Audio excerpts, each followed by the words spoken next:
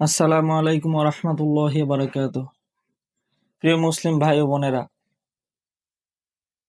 আপনারা এখনো যারা হারাম সম্পর্কে জড়িয়ে আছেন, ফিরত আসুন, হারামকে ত্যাগ করুন। বিশেষ করে এখন মুসলিম বোনদের বিরুদ্ধে অনেক ষড়যন্ত্র চলতেছে। আপনারা যদি নিজেদের ভালো নিজেরা না বুঝেন, নিজেদের জায়গা থেকে নিজেরা সতর্ক না হন, স্কুল কলেজ ইউনিভার্সিটিতে আপনাদের বিরুদ্ধে অনেক বড় ধরনের ষড়যন্ত্র চলতেছে। বিশেষ করে বোনদের জন্য এই মেসেজটা।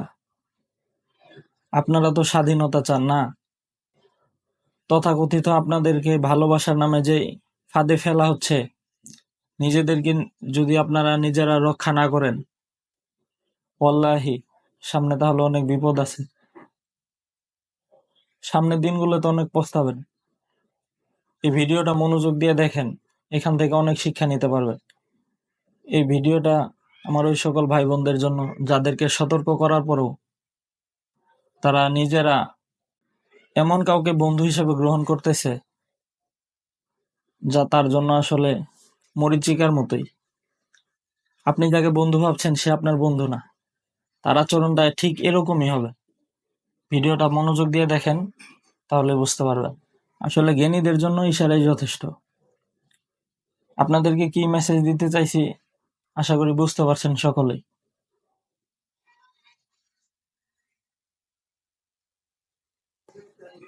বন্ধু নির্বাচনে আরো সতর্ক হন।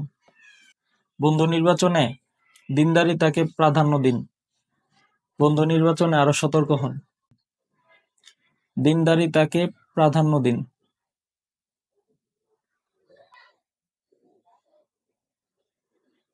এমন কাউকে বন্ধু বানাবেন না যাকে আপাতত দৃষ্টিতে বন্ধু মনে হলেও আসলে সে একজন সুযোগ সন্ধানী।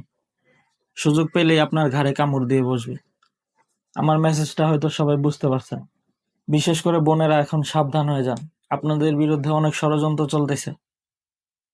আপনারা নিজেরা যদি নিজেদেরকে প্রোটেক্ট না করেন, তাহলে কে আপনাদেরকে বাঁচাবে বলেন? নিজের জায়গা থেকে নিজেদের সচেতন হতে হবে।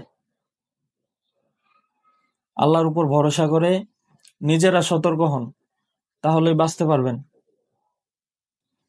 আসসালামু আলাইকুম রহমতুল্লাহি ওয়া বারাকাতুহু।